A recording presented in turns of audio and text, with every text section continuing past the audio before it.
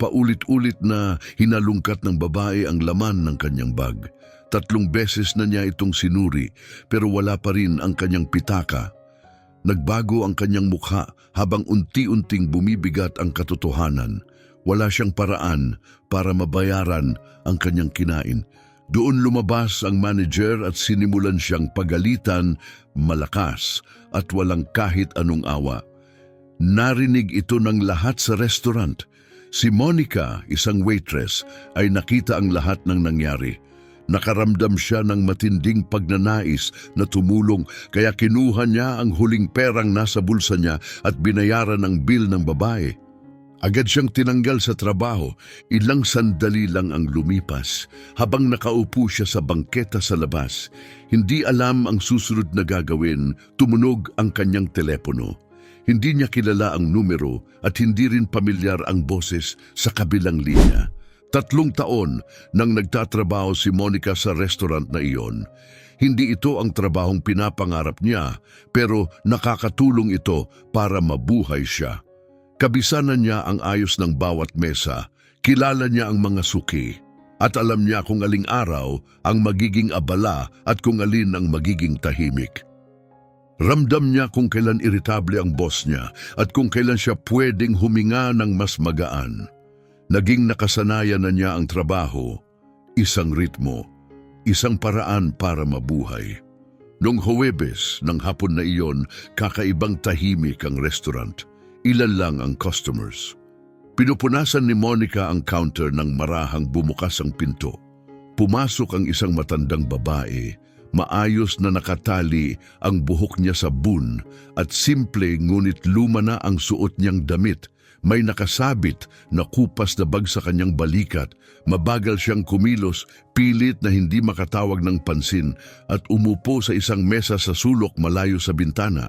Kumuha si Monica ng menu at lumapit na may ngiti. Magandang hapon po.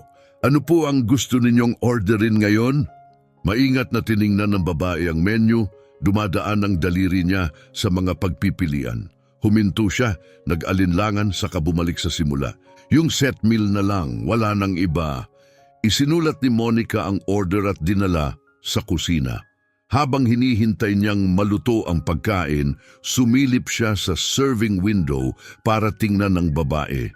Tahimik lang itong nakaupo, nakapatong ang mga kamay, sa mesa, nakatingin sa labas ng bintana. Wala siyang hawak na cellphone, wala rin siyang binabasang kahit ano. Basta siya ay naghihintay. Nang handa na ang pagkain, dinala iyon ni Monica na may banayad ng ngiti. Tumango ang babae, mahinang nagpasalamat at nagsimulang kumain ng dahan-dahan. Bawat subo ay parang pinag-iingat. Hindi ito tungkol sa sarap, kundi tungkol sa pagpapahaba ng pagkain. Maaring ito na ang tanging matinong pagkaing nakuha niya buong araw. Bumalik si Monica sa counter. Halos walang tao ang lugar. Sa opisina, abala si Ronald ang manager sa pagbibilang. Palagi siyang stress sa pera. Palaging tungkol sa pag-aaksaya, sobrang tips at pagkaing nasisira. Mahigpit siyang magpatakbo ng negosyo. Pagkaraan ng halos 30 minuto, natapos na ang babae sa pagkain. Maingat niyang pinunasan ang bibig niya at sininyasan si Monica. Pwede ko na bang makuha ang bill? Inimprenta ni Monica ang resibo at dinala ito sa kanya. Binuksan ng babae ang kanyang bag at nagsimulang hanapin ang pitaka 1 beses. Tapos muli at pangatlong beses, nag-iba ang kanyang mukha. Mukha siyang natakot. Binaligtad niya ang bag sa mesa. May ilang tissue na nahulog.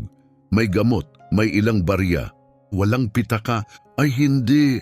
Bulong niya, nanginginig ang boses. Nakalimutan ko ang pitaka ko sa bahay. Nabigatan ang dibdib ni Monica. Kilala niya ang pakiramdam na iyon. Ang panic. Ang pagiging walang magawa kapag alam mong nagkamali ka at wala kang magawa para ayusin ito. Malapit lang po ba kayo nakatira? Mahinang tanong ni Monica. Oo, ilang kanto lang. Isusulat ko ang address ko at nangangako akong babalik bukas ng umaga para magbayad. Nanginginig ang mga kamay niya habang pinupulot ang mga barya sa mesa. Hindi man lang ito malapit sa kabuuan ng bayad. Tumingin si Monica sa paligid. 2 mesa lang ang may customers. Isang lalaking nakasuit na nagbabasa ng dyaryo at isang batang magkasintahan na nagbubulungan. Wala nang ibang nakapapansin. Kakausapin ko po ang manager, okay? Huwag po kayong mag-alala. Pumunta siya sa opisina at kumatok. Tumingala si Ronald, halatang inis. Ano na naman to? May babae po sa table 7. Nakalimutan niya ang pitaka pero babalik daw po bukas para magbayad. Mag-iiwan pa nga siya ng address. Biglang isinara ni Ronald ang notebook at tumayo. Na naman, nangyari na to last week, babalik ako bukas, walang bumabalik. Pero iba po ito, Ronald. Mahinang sabi ni Monica. Iba man o hindi, wala akong pakialam. May rules tayo. Kumain ka, magbayad ka, ganun lang yun. Nilampasan niya si Monica at diretsong nagmarcha papunta sa mesa ng babae. Sinubukan siyang sundan ni Monica pero tinaasan na niya agad ng boses. Kailangan mong magbayad ngayon. Nagulat ang matandang babae at tumingala. In-explain ko po sa waitress ninyo, malapit lang ako nakatira, babalik ako bukas. Pwede kong iwan ng ID ko o phone number. Wala akong pakialam kung saan ka nakatira. Hindi ka makakaalis nang hindi nagbabayad, sigaw niya. Ngayon, napatingin na ang mga tao. Sumulyap ang lalaking nagbabasa ng dyaryo. Tumigil sa pagbubulungan ang magkasintahan. Hindi ko pa po nagagawa to, pakiusap ng babae. Please kahit, narinig ko na yan. Pare-pareho lang ang kwento, putol ni Ronald. Tumayo sana ang babae pero nang hina ang kanyang tuhod, kumapit siya sa mesa para hindi matumba.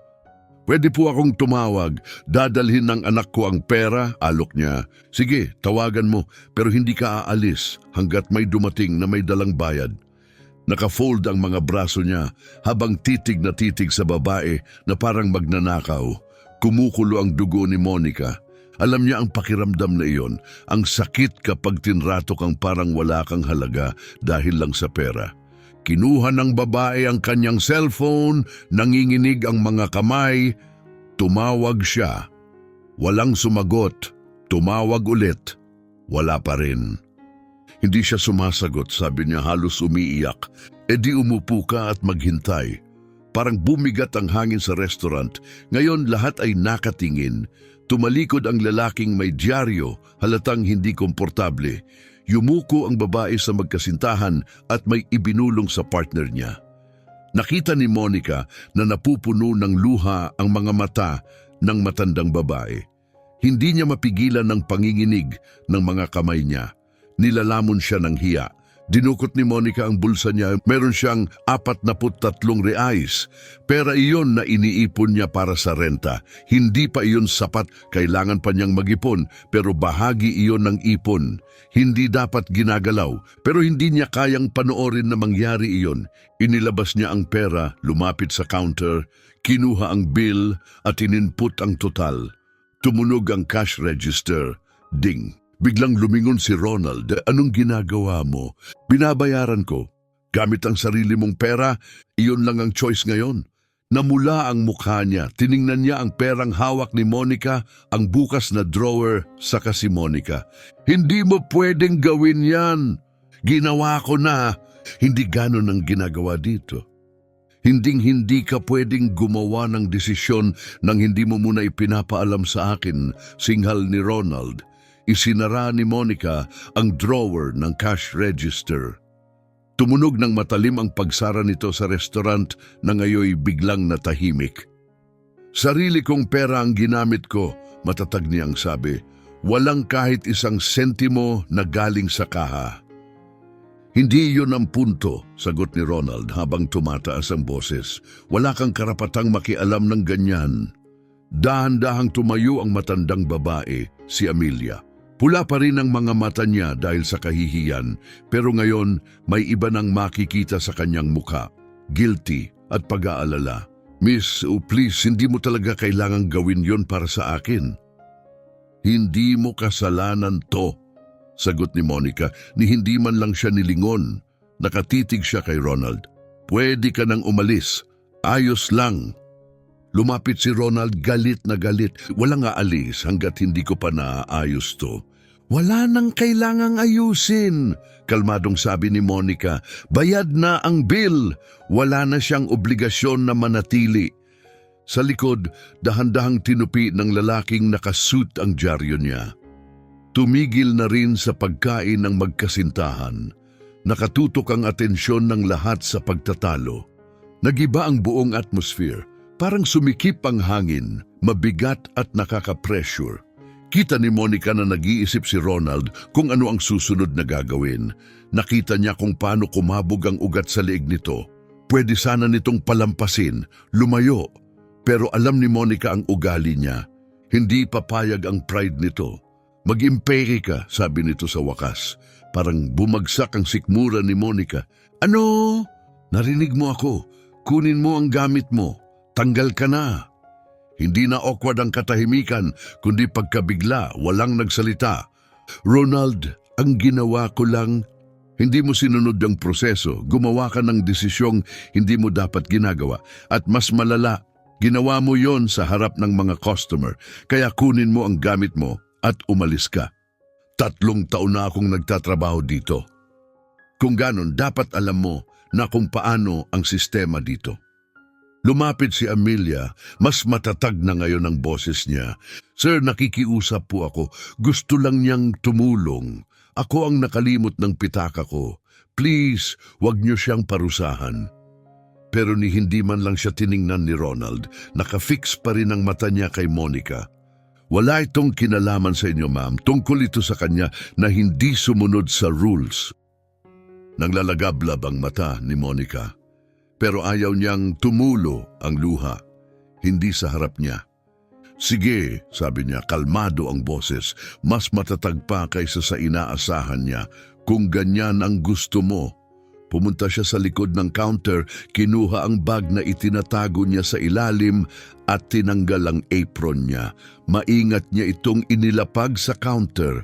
Nanginginig ang mga kamay niya, pero sinigurado niyang walang makakapansin. Sinubukan pa ni Amelia sa huling pagkakataon. Miss, pasensya na talaga. Hindi ko sinasadyang mapahamak ka. Pinilit ni Monica ang maliit na ngiti. Hindi mo kasalanan to. Okay lang ako. Hindi na siya lumingon. Lumabas siya ng pinto. Ayaw niyang makita ang mapagmataas na ngiti ni Ronald. Ayaw niyang makita ang mga customer na nakatitig sa kanya na parang palabas. Sa labas, tirik ang araw, mainit ang semento. Naglakad si Monica hanggang dulo ng kanto at huminto. Nang hihina ang tuhod niya, umupo siya sa bangketa at sumandal sa mainit na pader sa likod niya. 3 taon. 3 taon ng maagang paggising, pagsakay sa 2 siksikang bus, pakikitungo sa bastos ng mga customer at pagtayo ng matagal hanggang sa sumakit ang paa niya. Lahat ng iyon kapalit ng sahod na halos sapat lang para sa renta, kuryente, tubig at pagkain. At ngayon, wala na. Binuksan niya ang bag niya. Nandun pa rin ang pera para sa renta, pero kulang na ng 43 reais na ginamit niya para tulungan ang babae. Kulang pa rin siya. Mahigit kalahati ng total ang wala at 2 linggo na lang ang natitira para mahanap iyon. At ngayon, wala siyang trabaho. Huminga siya ng malalim. Walang maidudulot ang panik. Kailangan niyang kumalma at mag-isip ng malinaw. Kailangan niya ng plano. Tumunog ang phone niya. Hindi na siya tumingin sa screen. Sumagot siya agad. Akala niya nanay niya iyon. Hello? Monica? Boses ng lalaki, magalang pero hindi pamilyar. Oo, sino po ito? Hindi mahalaga ang pangalan ko ngayon. Nakita ko ang nangyari sa restaurant. Bumilis ang tibok ng puso niya. Napalingon siya sa paligid, nagulat. Halos walang tao sa kalsada. Paano mo nakuha ang numero ko?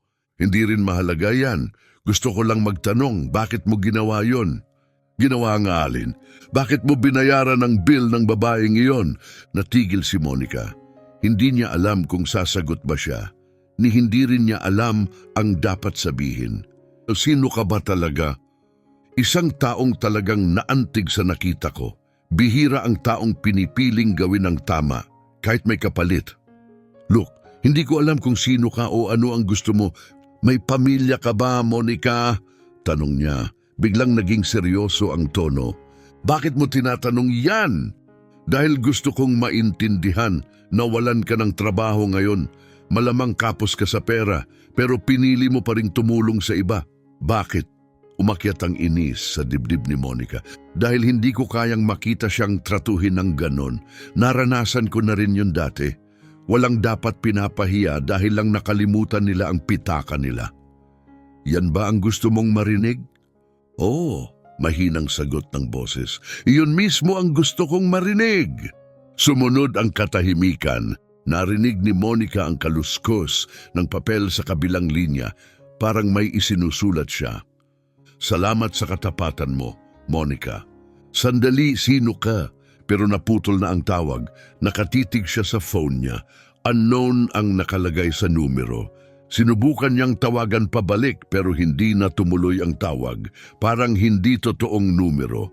Litong-lito at hindi mapakali, ibinalik niya ang phone sa bag niya at umupo ng tahimik ng mas matagal.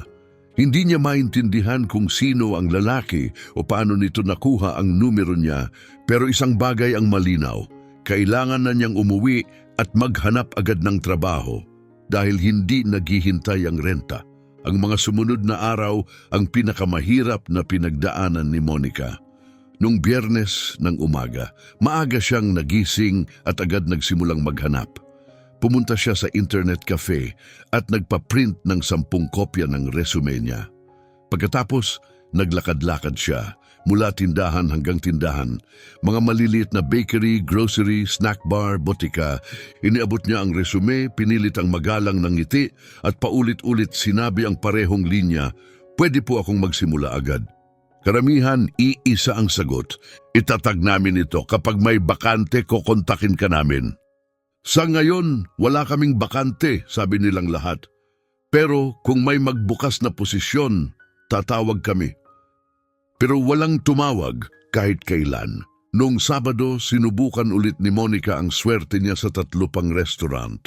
Agad siyang tinanggihan ng isa, kitchen experience lang daw ang hinahanap nila. Ang isa naman, humingi ng reference mula sa huli niyang trabaho. Nag-alinlangan si Monica. Alam niyang kapag kinausap nila si Ronald, masisira ang tsansa niya. Pwede ko bang ibigay na lang ang pangalan ng ilang regular customers? Mga taong makakapagpatunay kung paano ako magtrabaho. Pasensya na, sagot ng manager. Kailangan namin ng reference mula sa dati mong employer. Dahan-dahan siyang lumabas, parang mas bumibigat ang bawat hakbang. Pagsapit ng Linggo, wala na siyang pera para pamasahe. Nanatili siya sa bahay. Nakaupo sa sofa, may hawak na notebook, sinimulan niyang kwentahin ang lahat. Renta 700, kuryente 120, tubig 50, pagkain para sa buong buwan, siguro 300 kung titipirin niya. Binilang niya ang natitira niyang pera, 280 reais. Ibawas ang 43 na ginastos niya para tulungan si Amelia, kaya natira na lang ay 237.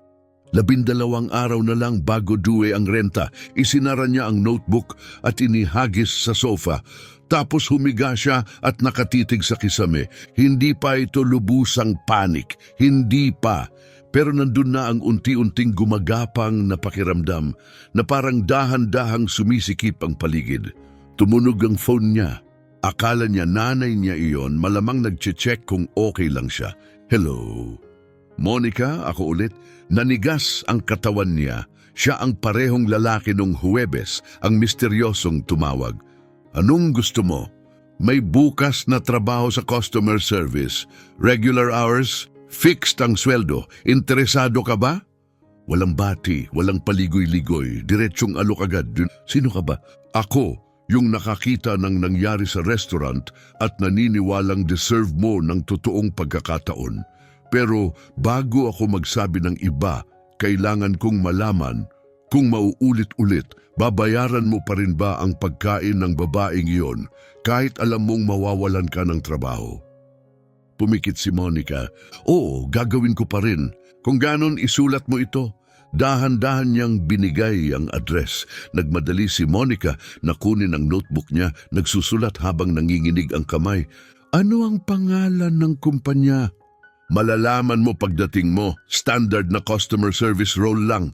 Walang bongga, pero marangal na trabaho. Wait, paano mo ba? Monica, si putol niya. Mas matatag na ngayon ang boses. Wala akong maipapangako. Totoo ang posisyon pero kailangan mong paghirapan. Walang ibibigay ng libre. Naiintindihan mo ba? Ako? Oo, naiintindihan ko. Nandun ka sa Lunes. Good luck. Naputol ang tawag. Tinitigan ni Monica ang papel sa kamay niya. Binasa ang address ng 3 beses. Tapos binuksan niya ang GPS app. Sa kabilang dulo ng lungsod, kailangan niya ng 2 bus para makarating. Wala siyang ideya kung sino ang lalaking ito o bakit siya tinutulungan, pero wala siyang choice. Pupunta siya, Orbilichisis. Mas mabilis dumating ang Lunes kaysa sa inaasahan. Bumangon si Monica ng 6:00 ng umaga. Naligo siya, pinlansya ang pinakamahusay niyang blouse. Yung itinatabi niya para sa mahahalagang okasyon at maayos na itinali ang buhok niya. Nang tumingin siya sa salamin, mukha siyang pagod pero presentable. Umalis siya ng 7:30. Siksikan ang unang bus, nakatayo siya buong biyahe. Pagkatapos, naglakad siya ng 3 kanto at sumakay sa pangalawang bus na mas tahimik. Nakaupo siya at tumitig sa bintana habang dumaraan ang lungsod. Dumating siya ng 8:50 ng umaga. Hindi marangya ang building.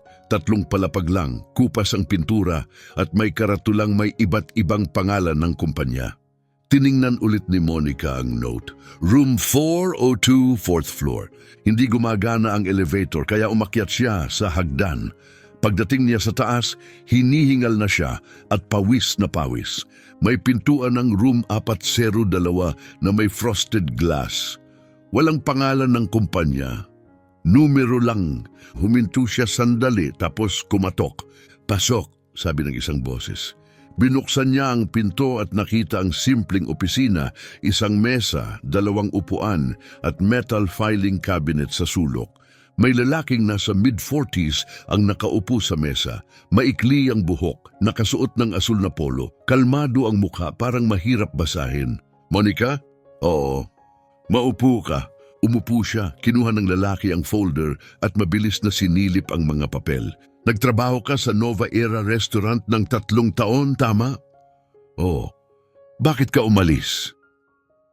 Mabilis ang tanong, nag-alinlangan si Monica. Hindi niya alam kung gaano karami ang alam nito o kung gaano siya dapat maging tapat. Pinili niyang sabihin ang totoo. Tinanggal po ako. Bakit? Dahil binayaran ko ang pagkain ng customer nang nakalimutan niya ang pitaka niya. Sabi ng manager ko, nilabag ko raw ang rules. May sinulat ang lalaki sa papel. May references ka ba? Wala po mula sa trabaho na yon. Saang references kung ganon? Pwede kong ibigay ang pangalan ng mga loyal customers. Matagal na nila akong kilala at kaya nilang magsalita tungkol sa ugali at trabaho ko. Tumango siya at nagsulat ulit. Customer service ang trabaho. Fixed salary, walang bonus. Office hours. Kapag na-approve ka, magsisimula ka sa Huwebes. Kaya mo ba yon? Oo. May tanong ka ba? Napakarami sana. Sino ang nag-ayos ng interview na ito? Bakit may tumutulong sa kanya ng ganito? Sino ang misteryosong lalaki? Pero hindi siya nagtanong. Wala po, sabi niya, sige 1-week trial ito. Kapag okay, tuloy tayo. Kapag hindi, maghihiwalay tayo. Fair? Fair. Isinara niya ang folder at tumayo. Nandito ka sa Huwebes, 8:00 ng umaga. Dalhin mo ang ID mo, tax number at proof of address. Okay? Bumaba si Monica sa hagdan na parang lutang. May pagkakataon siya. Maliit pero meron. Paglabas sa kalsada, tumunog ulit ang phone niya. Agad niya itong sinagot. Hello? Oh, kumusta? Anong nangyari? Siya ulit, ang parehong kalmadong boses. May 1-week trial ako. Mabuti, nasa'yo na ang susunod? Sino ka ba? Tanong niya ulit. Isang taong naniniwala na ang mabubuting tao ay dapat binibigyan ng pagkakataon. Hindi pa rin yan sagot? Iyan lang ang makukuha mong sagot sa ngayon. Huminto sa paglalakad si Monica. Bakit mo ginagawa ito? Dahil may gumawa nito para sa akin noon, sagot niya. At ngayon, ginagawa ko rin ito para sa mga taong karapat-dapat. Pero hindi mo naman ako kilala, sabi ni Monica. Alam ko na ang sapat, sandaling katahimikan ang namagitan sa kanila. Monica, muling sabi ng lalaki, huwag mong sayangin ang pagkakataong ito. Gawin mo ng maayos ang trabaho mo. Patunayan mong karapat-dapat ka at kalimutan mong nag-e-exist ako. Sandali, simula niya. Pero ibinaba na nito ang tawag. Nakatayo si Monica sa bangketa, hawak pa rin ang cellphone niya. Dumaraan ang mga tao nang nagmamadali, bawat isa abala sa sarili nilang buhay. Tuloy ang takbo ng lungsod na parang walang nagbago. Pero para kay Monica, nagbago ang lahat. 12 araw na lang ang natitira para mabayaran ng renta. At 1 linggo lang ang meron siya para patunayan na deserve niya ang trabaho. Dumating ang Huwebes. Nagising si Monica ng 1 oras na mas maaga kaysa kailangan. Hindi siya nakatulog ng maayos.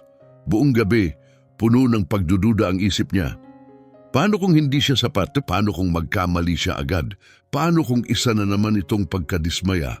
Bumangon siya, uminom ng kape, at maingat na inihanda ang mga dokumento niya, ID, tax ID, proof of address. Maayos ang lahat, nakalagay sa isang plastic folder. Umalis siya ng bahay eksaktong alas 7 ng umaga. Pagsapit ng alas 7:40, nandoon na siya ulit sa parehong building. Dahan-dahan siyang umakyat sa hagdan, sinusubukang pakalmahin ang sarili. Pagdating sa taas, kumatok siya sa pinto ng room 402. Pasok. Nandoon ang parehong lalaki mula sa interview, pero ngayon hindi na siya mag-isa. May isang babaeng mga 50 anyos nakatayo sa tabi niya. Maiksi ang buhok, naka-eyeglasses, puting blouse. Mukha siyang profesional pero mabait. Monica, ito si Penelope. Siya ang magte-train sa'yo ngayong linggo. Inilahad ni Penelope ang kamay niya, matatag ang pagkakamay. Nice to meet you. Handa ka na bang magsimula? Matindi ang trial week. Mabilis matuto si Monica pero hindi nawalan ng pagkakamali. Sa 2 araw, nagkamali siya ng halos sa mga numero habang nag-fill out ng form. Sa 3 araw, may galit na tumatawag at na-overwhelm siya. Napaku siya sa kaba. Kinailangan pang sumingit ni Penelope. Huminga ka, kumalma ka, ayusin mo. Sa ganyang pagkakasunod, sabi ni Penelope nang may pasensya. Pagsapit ng 6 na araw, may isa na naman siyang mahirap na tawag. Pero sa pagkakataong ito, hindi siya napako. Nakinig siya ng mabuti, steady ang boses niya at na-handle niya ang sitwasyon mula simula hanggang dulo. Pagkababa niya ng tawag, napansin niyang nakatingin pala si Penelope. Ngayon, handa ka na, simpleng sabi ni Penelope. Sapat na ang maikling pangungusap na iyon para gumaan ang loob ni Monica. Paglaon ng araw na iyon, bumalik ang lalaking nag-interview sa kanya. Tahimik niyang kinausap si Penelope sa isang sulok. Nagkunwari si Monica na hindi niya napapansin, pero nakita niyang tumango si Penelope at tila positibo ang mga kilos niya. Pag-alis ng lalaki, lumapit si Penelope sa mesa ni Monica. Congratulations, sabi niya, magstay ka.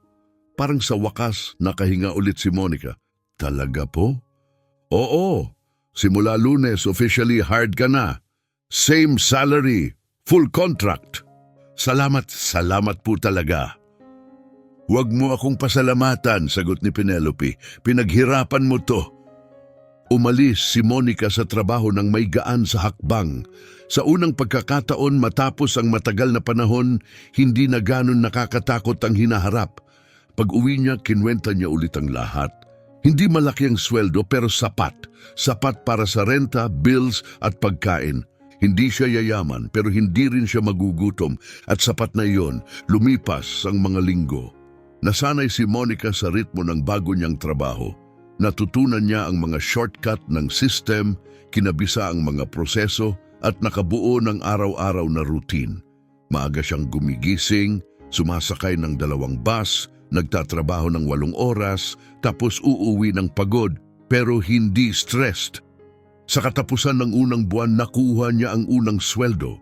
Binayaran niya ang renta, tinapos ang bills, bumili ng pagkain, 30 reais ang natira.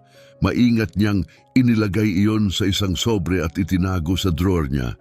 Hindi man malaki, pero simula pa rin. Pagkaraan ng 2 buwan, nag-aayos si Monica ng mga files nang mapansin niya ang isang litrato sa pader ng opisina. Halos natatakpan ito ng bulletin board. Group photo ito noong grand opening ng kumpanya. 10 tao ang nakapila sa harap ng building.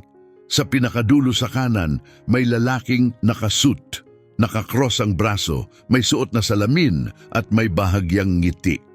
Lumapit si Monica, may kung anong humila sa alaala niya sa mukha ng lalaki. Parang pamilyar. Naghahanap ka ba ng kung ano? Biglang lumitaw si Penelope sa likod niya. Hindi, napansin ko lang tong picture. Ito yung noong nagbukas ang kumpanya. Oo, 10 taon na ang nakalipas. Itinuro ni Monica ang lalaking nakasuit. Sino po siya? Inayos ni Penelope ang salamin niya. Si Mr. Manfredo yan. Siya ang nagtatag ng kumpanya. Hindi siya madalas pumupunta dito, pero mabuti siyang tao. Napakabait. Parang may humigpit sa dibdib ni Monica. Nagtatrabaho pa rin po ba siya dito? Oo, pero nasa ibang siyudad na siya ngayon. Madalas siyang nagtatravel. Bakit mo natanong? Ay, curious lang. Umalis si Penelope. Pero patuloy na nakatitig si Monica sa litrato. Ang mukha na yun, sigurado siyang nakita na niya iyon dati. Nung gabing iyon, habang nakahiga sa kama, kinuha niya ang phone niya at nag-scroll sa mga dating tawag. Hinanap niya sa call log ang mga unknown numbers. Nandoon sila, 2 tawag mula sa unlisted numbers. Sinubukan niyang tawagan ulit. Walang sagot, parang hindi umiira lang numero. Ibinalik niya ang phone at nakatitig sa kisame. Sino ba ang lalaking tumulong sa kanya? Bakit siya nilapitan? At siya ba ang parehong lalaki sa litrato? Umiikot ang mga tanong sa isip niya hanggang sa tuluyan na siyang makatulog. Lumipas pa ang 2 linggo. Isang Sabado ng umaga, pauwi si Monica galing palengke nang mapansin niya ang isang tao na nakatayo malapit sa newsstand. Si Amelia iyon. Tumingin ito at agad siyang nakilala. Miss, ikaw ba yan? Lumapit si Amelia at hinawakan ng 2 kamay ni Monica. Ang tagal kitang iniisip. Bumalik ako sa restaurant pero sabi nila hindi ka na raw nagtatrabaho doon. Totoo po, huling araw ko na yun doon. Kasalanan ko lahat. Napuno ng luha ang mata ni Amelia. Hindi po, nagdesisyon ako. Pero nawalan ka ng trabaho dahil sa akin. Pero nakahanap ako ng bago, naging maayos din ang lahat. Pinunasan ni Amelia ang luha niya, gumaan ang mukha sa ginhawa. Salamat sa Diyos. Nagpasya silang umupo at magkape sa isang bakery na malapit. Ikinwento ni Amelia na mag-isa na siyang nakatira. Pumanaw na ang asawa niya. Ang anak naman niya ay nagtatrabaho sa business at nakatira sa ibang syudad. Lagi siyang busy, pero tumatawag siya kapag may oras. Ikinwento ni Monica ang bagong simula, ang bago niyang trabaho at kung paano unti-unting gumaganda ang takbo ng buhay niya. Bago sila maghiwalay, nagpalitan sila ng phone numbers. At habang magpapaalam na sana sila, may sinabi si Amelia na tumatak kay Monica. Galit na galit ang anak ko nung sinabi ko sa kanya ang nangyari sa'yo. Sabi niya, hindi raw tama yon. Gumiti si Monica ng magalang pero sa loob lumundag ang puso niya. Pwede kayang itinaboy niya ang isip na iyon. Maraming tao ang nagtatrabaho sa business. Baka nagkataon lang. Pero nanatili ang pakiramdam. May kung anong hindi niya mapakawalan. 3 buwan na ang lumipas mula nang matanggal si Monica at dahan-dahan bumalik ang balance ng buhay niya. Hindi ito perpekto pero tuloy-tuloy at matatag. Araw-araw bumabangon si Monica, pumapasok sa trabaho at umuuwi. Nakakapagtabi siya ng kaunting pera sa katapusan ng bawat buwan. Nababayaran niya ang mga bills niya ng walang stress. Tahimik ang mga gabi niya at payapa ang tulog niya. Naging magkaibigan na sina Monica at Amelia. Hindi sila yung tipo ng magkaibigan na araw-araw nag-uusap, pero yung tipo na nagkukumustahan paminsan-minsan. 2 beses sa isang buwan, nagkikita sila para magkape at magkwentuhan tungkol sa mga ordinaryong bagay, buhay, panahon, maliliit na problema. Isang Sabado ng umaga, nasa bahay si Monica nang tumunog ang phone niya. "Hello, Monica, iha, si Amelia ito." "Hi po, Mrs. Amelia, kumusta po kayo?" "Mabuti naman ako. Iniisip ko, 3 buwan na mula noong araw na yon sa restaurant at hindi pa ako bumabalik simula noon." Nakaramdam si Monica ng pamilyar na bigat sa dibdib. "Ako rin po. Pero ito ang bagay," patuloy ni Amelia. "Sa tingin ko dapat bumalik tayo." "Bumalik? Sa restaurant?" "Oo, ikaw at ako magkasama." Hindi agad nakasagot si Monica. Sumikip ang sikmura niya sa ideya ng pagbabalik. Ayaw niyang makita si Ronald. Ayaw niyang balikan ang alaala. "Hindi ko alam kung magandang idea yan." "Naintindihan ko," mahinahong sabi ni Amelia. "Pero may natutunan ako sa mga taon, hindi mo pwedeng hayaan na manatiling madilim ang isang lugar magpakailanman. Minsan, kailangan mong bumalik. Hindi para patunayan ang kahit ano sa kahit kanino, kundi para ipaalala sa sarili mo na naka-move on ka na." Huminga ng malalim si Monica. "Sigurado po kayo?" "Oo, at gusto kitang kasama, hindi bilang waitress, bilang kaibigan." Tumama ng malakas ang salitang iyon. Kaibigan, hindi empleyado, hindi tagapagserbisyo, pantay. "Sige," mahinang sabi ni Monica, "gawin natin." "Napakaganda, mamayang hapon mga 5:00? Okay, ang 5:00. Pagsapit ng 5:00 ng hapon, nakatayo si Monica sa labas ng restaurant. Pareho pa rin ang karatula, wala halos nagbago sa harap. Pero kahit ganon, parang mas maliit na ang lugar, mas hindi na nakakatakot. Dumating si Amelia, makalipas ang ilang minuto, suot ang light blue na dress at dala ang pamilyar niyang bag sa balikat. "Handa ka na?" Tumango si Monica. Magkasama silang pumasok sa loob. Medyo maraming tao, may ilang mesa na puno. Kumakalat pa rin ang parehong amoy ng inihaw na pagkain. Hindi nagbago ang dekorasyon. Kahit yung mesa sa sulok sa likod, yung inuupuan ni Amelia nung araw na yon, walang nakaupo. Dumiretso sila roon at umupo. Lumapit ang isang batang waitress. Hindi siya kilala ni Monica. Malamang na-hire ito pagkatapos umalis ni Monica. "Good afternoon. Kukunin ko po ang menus ninyo." Hindi siya mukhang lampas 20. Masayahin, magalang, at mukhang bago pa sa trabaho. Umalis siya para kunin ang menus. Tumingin si Monica sa paligid. Walang nagbago, pero sa totoo lang, nagbago na ang lahat. Hindi na siya nakatayo, hindi na siya kumukuha ng order, hindi na siya naka-apron, nakaupo siya. Nasa kabilang panig, siya na ang sineserbisyuhan. Bumalik ang waitress at iniabot ang menus. "Gusto niyo po ba ng ilang minuto para magdesisyon?" tanong niya. "Kailangan namin ng kaunting oras," sagot ni Amelia na may ngiti. Tumango ang dalaga at lumayo. "Kumusta ang pakiramdam mo?" tanong ni Amelia. "Kakaiba," amin ni Monica, bahagyang ngumiti. "Weird, sa totoo lang. Naiintindihan ko, pero tingnan mo kung nasaan ka na ngayon." Tumango si Amelia patungo sa mesa. "Hindi ka na nasa likod ng counter. Nandito ka, nakaupo, kalmado, ikaw ang may kontrol." Tumingin si Monica sa mga kamay niya. Hindi na siya nagmamadali, hindi na siya balisa, hindi na siya umaasa sa lugar na yon para mabuhay. Tama si Amelia. Totoo po, nagtagal pa sila ng ilang minuto at nang bumalik ang waitress, umorder na sila. Isinulat ng dalaga ang lahat at pumunta sa kusina. At doon nakita ni Monica ang taong ayaw niyang makita. Si Ronald. Lumabas siya mula sa opisina na may hawak na clipboard, suot ang parehong button-down shirt gaya ng dati at ang karaniwan niyang seryosong mukha. Naglakad siya sa pagitan ng mga mesa, nagche-check ng notes at tumitingin sa paligid. Tapos nakita niya sila, napahinto siya sa gitna ng hakbang.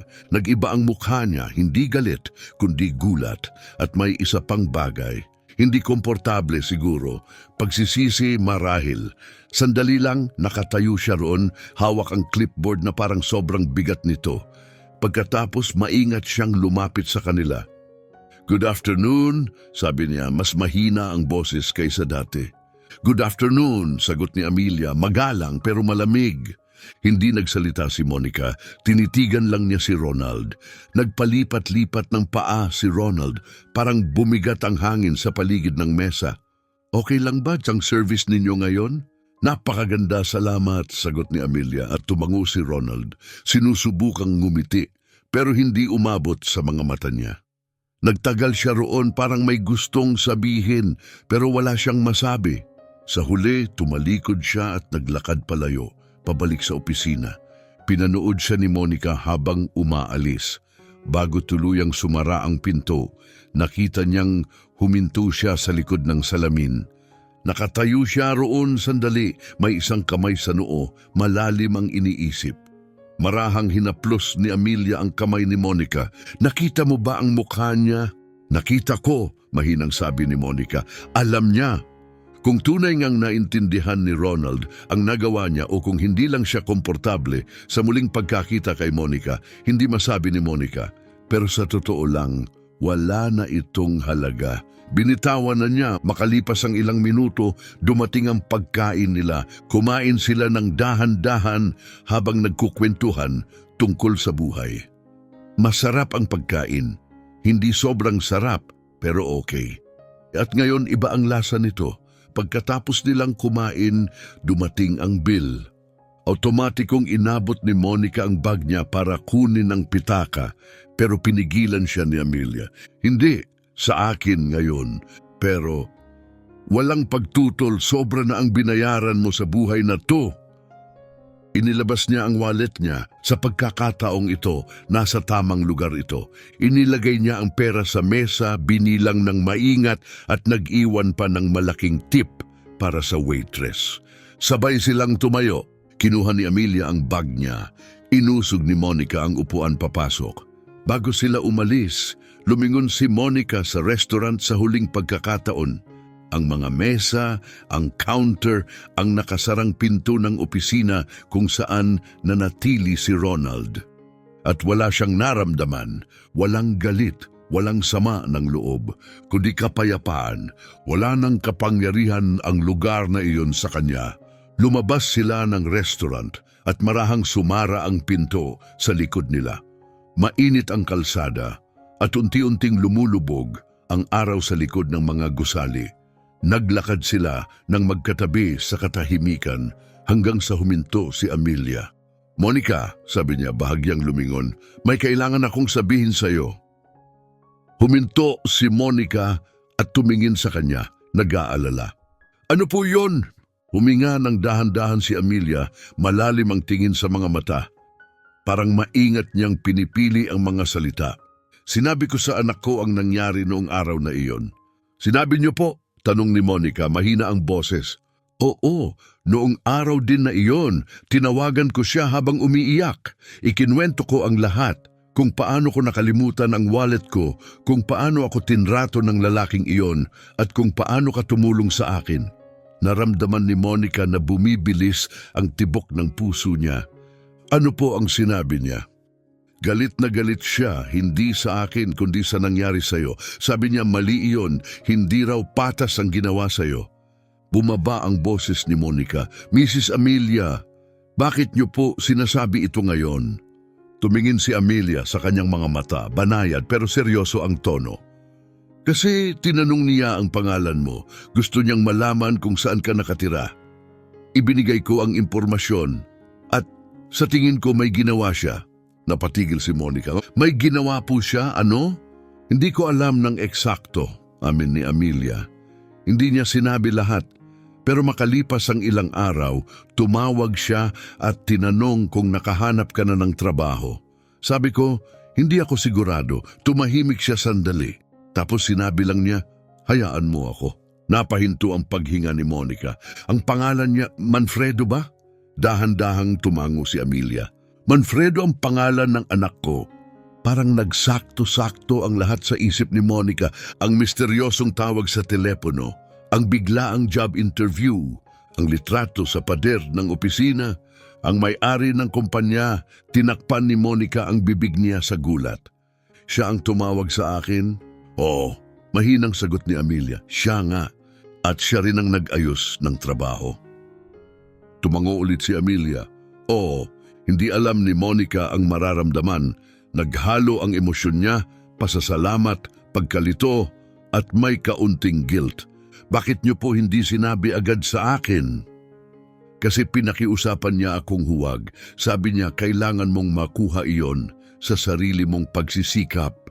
Na kapag alam mo kung sino ang nasa likod, baka hindi mo tanggapin ang offer. O baka maramdaman mong may utang ka sa kanya at ayaw niya iyon. Pero bakit niya gagawin ang lahat ng ito? Marang ngumiti si Amelia at unti-unting naipon ang luha sa mata niya kasi naiintindihan niya kung ano ang pakiramdam na husgahan ng hindi patas. Lumaki siyang walang-wala, Monica. Natutulog siyang gutom, nilalait siya, minamaliit. At pagkatapos may nagbigay sa kanya ng pagkakataon, may naniwala sa kanya nung wala ng iba. Doon nagsimula ang lahat para sa kanya. Tahimik na nakinig si Monica habang nagpapatuloy si Amelia.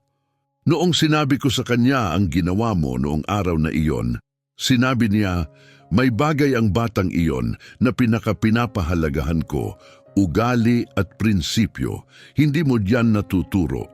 Meron ka niyan o wala. Gusto ka lang niyang bigyan ng parehong pagkakataong ibinigay sa kanya ng isang tao noon. Naramdaman ni Monica ang luha na dumadaloy sa pisngi niya. Ako, hindi ko alam kung ano ang sasabihin ko. Hindi mo kailangang magsabi ng kahit ano, sabi ni Amelia. Magpatuloy ka lang maging ikaw, sapat na yon. Nakatayo sila roon sa sidewalk habang mas lumulubog ang araw, naglalagay ng ginintuang liwanag sa paligid. Tuloy ang ingay ng lungsod sa paligid nila, pero sandali parang tumigil ang mundo.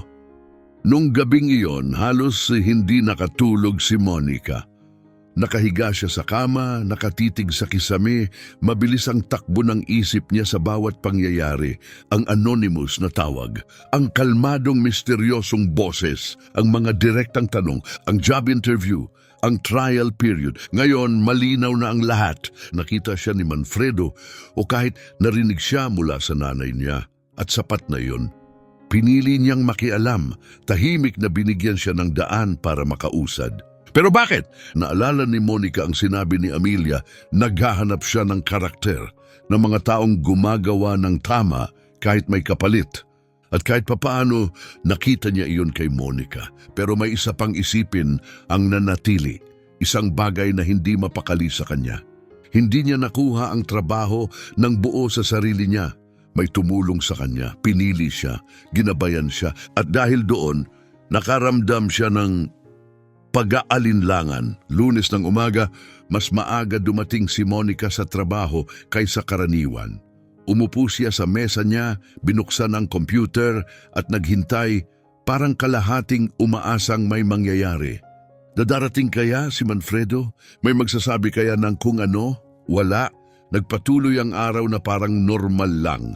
Dumating si Penelope, nagbigay ng mainit na good morning at nagtrabaho na. May mga tawag, may mga form na kailangang punan. Umusad ang oras, pero hindi nakatuon ang isip ni Monica sa routine.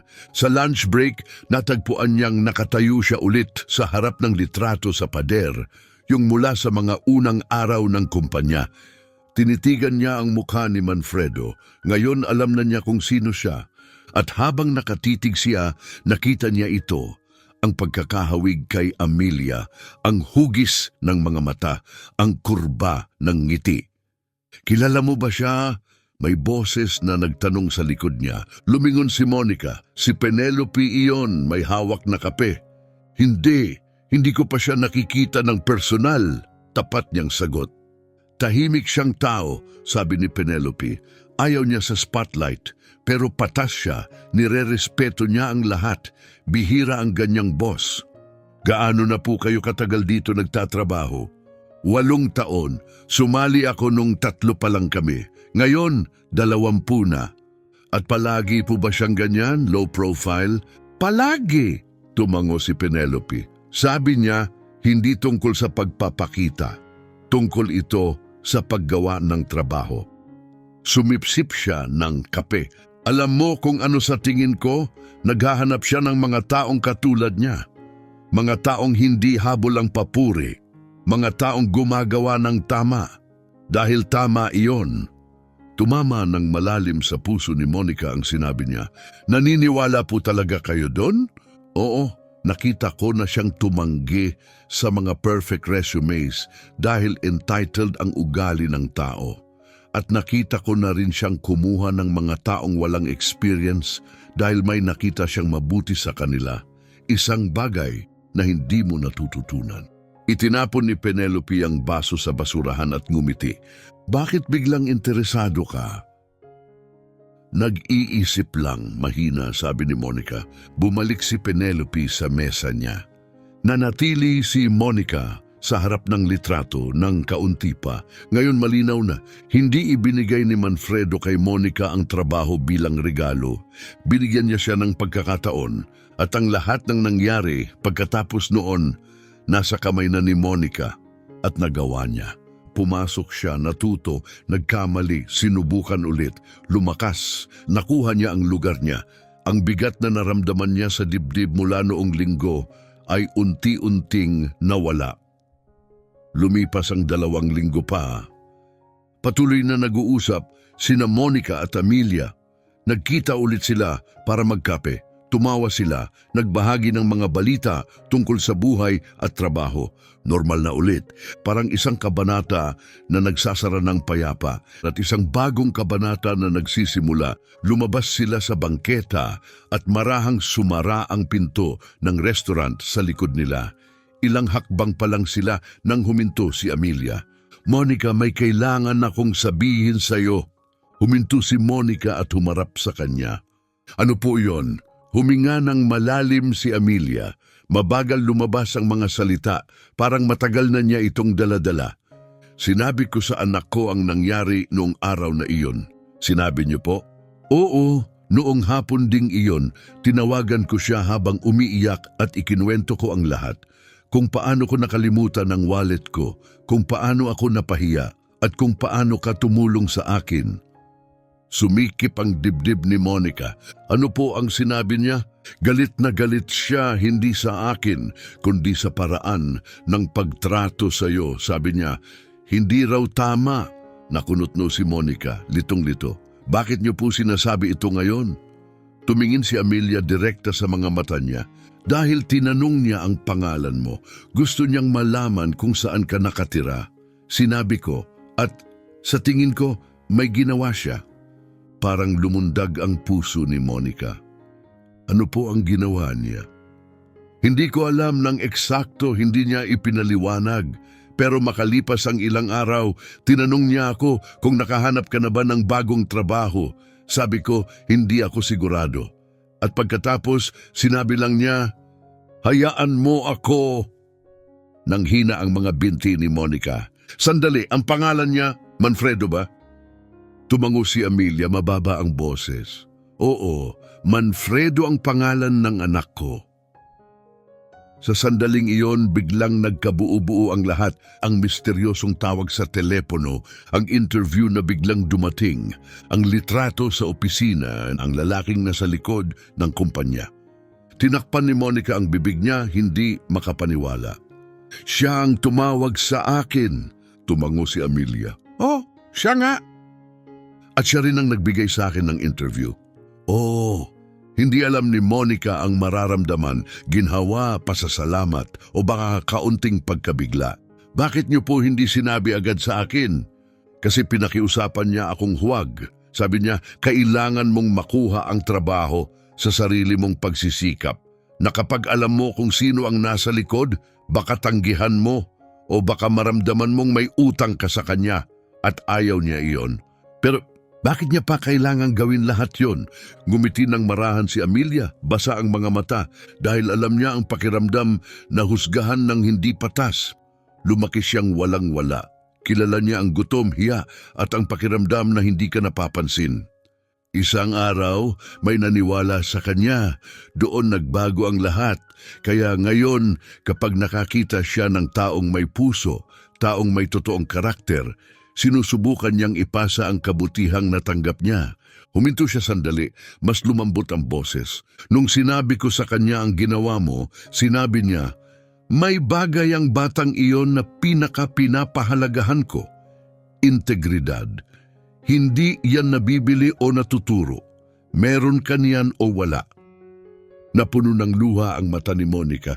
Hindi ko alam kung paano ko siya mapapasalamatan. Nagawa mo na, mahinahong sabi ni Amelia. Magpatuloy ka lang maging ikaw. Tahimik silang nakatayo sa bangketa habang umuugong ang ingay ng lungsod sa likuran. Nagbago na ang liwanag, unti-unti nang lumulubog ang araw. Pero sa sandaling yon parang tumigil ang lahat. Nung linggo na iyon, hindi makatulog si Monica. Paikot-ikot siya sa kama, puno ng tanong ang isip. Paulit-ulit niyang binabalikan ang bawat sandali. Ang boses sa telepono, ang biglaang interview, ang trial na isang linggo, bawat pag-uusap, bawat desisyon. Ngayon, malinaw na, may nakita si Manfredo sa kanya o mas tama, narinig niya ito mula sa mga salita ng nanay niya. Pero kahit ganon, nakipagbuno si Monica sa pagdududa. Hindi niya nakuha ang trabaho ng lubos sa sarili niya. Pinili siya, tinulungan siya, at yung pakiramdam na yon kumapit sa kanya. Lunes ng umaga, mas maaga siyang dumating, mas maaga kaysa dati. Umupo siya sa mesa at binuksan ang computer. Pero nasa ibang lugar ang isip niya. Paminsan-minsan napapalingon siya sa pinto, nagtataka, umaasa. Dadarating kaya siya, may sasabihin kaya siya, pero lumipas ang oras na parang normal lang. Dumating si Penelope, tumunog ang mga telepono, dumami ang tasks. Ordinaryong araw lang, tahimik si Monica, ginagawa lang ang dapat gawin. Pagsapit ng lunch, lumapit siya ulit sa litrato sa opisina. Yung kuha noong nagsisimula pa lang ang kumpanya. Mas pinagmasdan niya ang mukha ni Manfredo. Ngayon na alam na niya kung sino siya, mas nakita niya ang mga katangiang kahawig ni Amelia, ang mga mata, ang hugis ng ngiti. Kilala mo ba siya? Tanong ni Penelope, hinila siya pabalik sa realidad. Lumingon si Monica. Hindi ko pa siya nakikita ng personal. Hindi siya madalas lumabas, sabi ni Penelope. Hindi siya showy, ayaw niya ng atensyon. Pero patas siya noon pa man. Gano'n na po kayo katagal dito? 8 taon. Nagsimula ako nung 3 pa lang kami. Ngayon 20 na. Tumango si Monica. At palagi po ba siyang ganyan ka-discreet? Palagi, sabi ni Penelope. Sabi niya mas gusto niyang nasa likod lang. Naghahanap siya ng mga taong hindi naghahanap ng palakpak, kundi pagkakataong gumawa ng maayos na trabaho. Sumipsip siya ng kape, nag-iisip. Alam mo, tinanggihan niya na ang mga taong perfect ang resume, pero umaasta na parang mas mataas sila sa trabaho at kumuha siya ng mga taong walang experience dahil may nakita siyang totoo sa kanila, isang bagay na hindi pwedeng pekein. Itinapon ni Penelope ang baso sa basurahan. Bakit biglang interesado ka? Wala lang, nag-iisip lang. Ngumiti si Penelope at umalis. Nanatili si Monica ron sandali pa at doon niya naintindihan. Hindi ibinigay ni Manfredo kay Monica ang trabaho ng basta-basta. Binuksan niya lang ang pinto. Ang lahat ng ginawa niya pagkatapos noon, nasa kanya na. Nagtrabaho siya ng mabuti, nag-focus, lumakas, nagtagumpay. Unti-unting nawala ang bigat na dala niya sa loob ng ilang linggo. Lumipas pa ang 2 linggo. Mas madalas na silang magkita ni Amelia. Nagkakape sila, naglalakad sa parke, nagbabahagi ng kwento. Nagkukwento si Amelia tungkol sa kabataan niya. Si Monica naman tungkol sa mga pangarap niya para sa hinaharap. Walang enggrande. Baka isang bagong refrigerator, isang computer course. Isang araw, isang maliit na apartment na kanya. Maliliit na bagay. Pero kanya yon. Hindi na bumalik si Manfredo sa opisina. Pero alam ni Monica na nandyan pa rin siya. Tahimik lang, nagmamanage mula sa likod.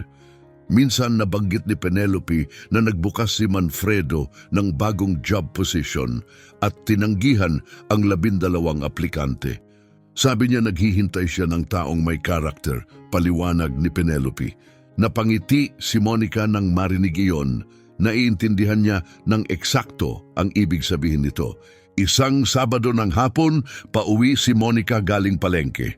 May bitbit na groceries, mainit ang araw sa balikat niya.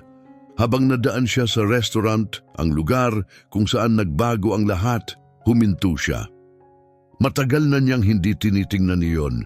Hindi dahil sa galit, hindi dahil sa lungkot, kundi dahil hindi na niya kailangan, pero nung araw na yon may kung anong nagtulak sa kanya na lumingon. Pumasok siya sa loob, hindi para kumain, hindi para magtrabaho, kundi para alalahanin.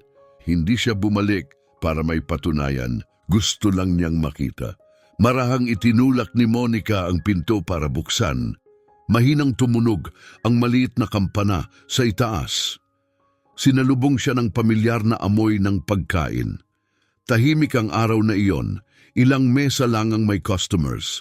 Lumapit ang bagong waitress na may magalang na ngiti. "Good afternoon, table for one po."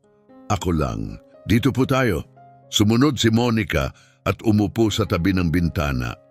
Kinuha niya ang menu pero hindi siya gutom. Kape lang ang in-order niya. Habang naghihintay, tumingin siya sa paligid. Walang nagbago ang lugar, parehong mga mesa, parehong upuan, parehong counter.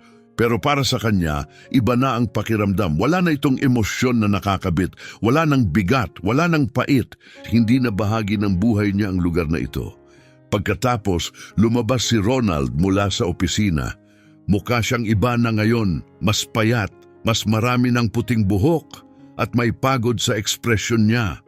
Nagmamadaling dumaan ang bagong waitress sa tabi niya, may bit-bit na 3 plato. Tumabi siya, parang medyo wala sa lugar. Naalala ni Monica noong kabisado niya ang bawat kilos ni Ronald. Alam niya kung kailan dapat umiwas, kailan dapat tumulong, at kailan ito malapit ng sumigaw. Ngayon, parang estranghero na si Ronald sa sarili niyang restaurant. Napansin siya ni Ronald. Huminto ito. Nag-alinlangan. Hindi umiwas ng tingin si Monica. Dahan-dahang lumapit si Ronald sa mesa niya, huminto sa disenteng distansya. "Monica," sabi niya. "Ronald," sagot niya. Nagkalkal si Ronald sa kamay niya. Naglagay ng kamay sa bulsa, inilabas ulit, kinamot ang batok. "Okay ka ba ngayon?" "Okay ako," diretsong sagot ni Monica. "Nakahanap ka ba ng ibang trabaho?" "Oo." Dahan-dahan siyang tumango na puno ng katahimikan ang pagitan nila, mabigat pero hindi tensyonado.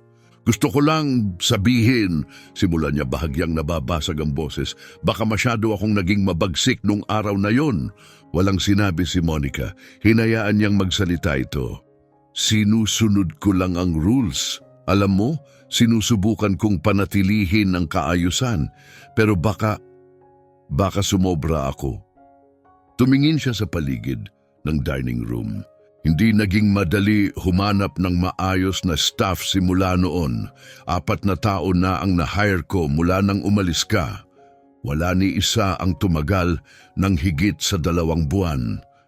Hindi pa rin iyon totoong paghingi ng tawad. Hindi talaga. Mas parang dahilan lang sa mga ginawa niya. Pero hindi kailangan ni Monica ng apology. "Ayos lang, Ronald." Kumislap ang mata ni Ronald na gulat. "Ayos lang." "Oh, ginawa mo ang desisyong akala mong tama. Ginawa ko rin ang sa akin at umusad ang buhay." Tinitigan siya ni Ronald, parang umaasang may galit, sama ng loob. "Kahit ano, pero wala nang natira si Monica para ibigay. Hindi ka galit? Hindi. Pero tinanggal kita dahil sa maliit na bagay matapos ang 3 taon. Alam ko, pero kung maibabalik ko ang oras, gagawin ko pa rin ang ginawa ko, kaya wala akong dapat ikagalit. Bumukas ang bibig ni Ronald tapos isinara ulit. Hindi niya alam ang sasabihin. Dumating ang waitress, dala ang kape ni Monica at tahimik na umalis. Nakatayo pa rin si Ronald, pinoproseso ang sinabi niya. Ikaw, mas mabuting tao ka kaysa sa akin. Sumipsip si Monica. Matapang ang kape, mainit. Hindi ako mas mabuti, iba lang ang pinili kong desisyon. Ilang segundo pa siyang nanatili roon si Ronald, tapos bahagyang tumango at bumalik sa opisina. Dahan-dahang inubos ni Monica ang kape. Pagkatapos, inilagay niya ang eksaktong halaga sa mesa. Walang tip, hindi dahil sa galit, kundi dahil hindi na siya kabilang sa lugar na iyon. Tumayo siya, kinuha ang bag niya at umalis. Pag-uwi niya, tumunog ang phone niya. Si Amelia iyon. Hi, Iha. Kumusta ka? Mabuti ako. Kayo po? Mabuti rin. Iniisip ko, paano kung dito tayo mag-dinner mamaya, walang bongga? Tayong 3 lang, ako, ikaw at si Manfredo, kung makauwi siya ng maaga. Nakaramdam si Monica ng init sa dibdib. Gusto ko po. Dito ka ng mga 7:00 at huwag kang magdala ng kahit ano, ikaw lang.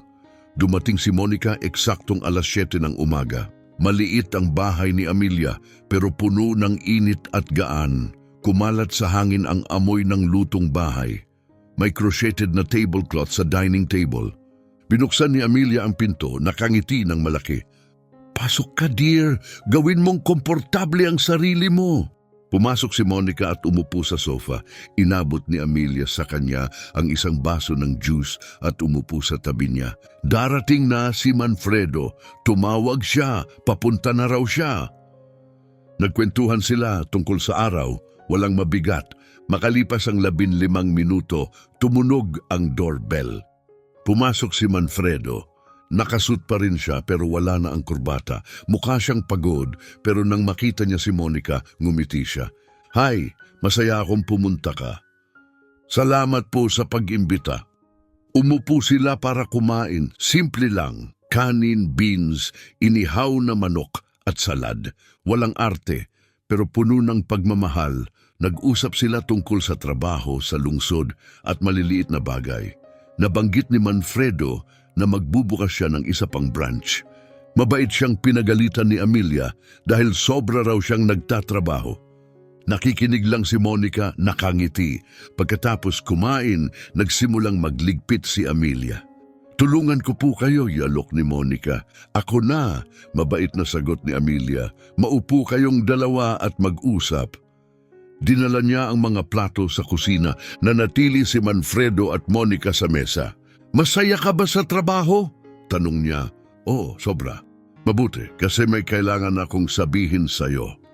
Sumipsip siya ng tubig. Magbubukas kami ng bagong branch sa Marso. Kakailanganin namin ng taong mangunguna sa customer service. Hindi ito management role, pero mas malaki ang responsibilidad. Ikaw ang naisip ko. Lumaki ang mata ni Monica. Ako? Oo, pero hindi ko ibibigay ng basta-basta.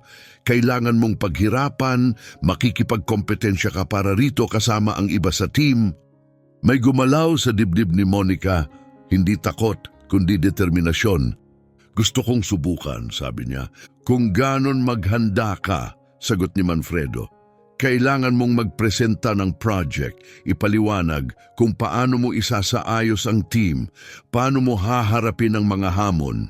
I-interviewin ka ng board, hindi magiging madali.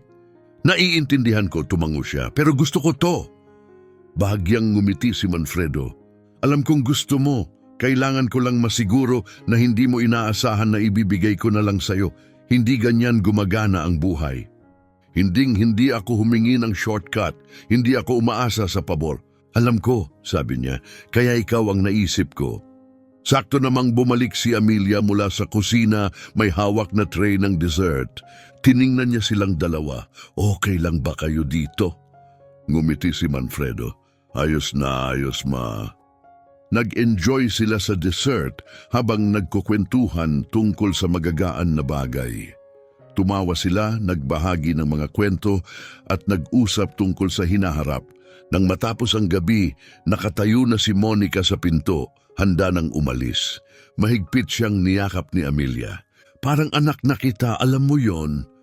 Nanggilid ang luha sa mata ni Monica. Mahal ko rin po kayo, Mrs. Amelia. Inilahad ni Manfredo ang kamay niya. Kita tayo sa Lunes. Kita tayo! Naglakad si Monica sa tahimik na kalsada. Presko ang hangin sa gabi at mahina pero kita ang mga bituin. Huminto siya sa kanto at lumingon pabalik sandali. Naalala niya kung sino siya dati. 6 na buwan pa lang ang nakalipas. Isang waitress, isang taong halos kumakapit lang sa buhay.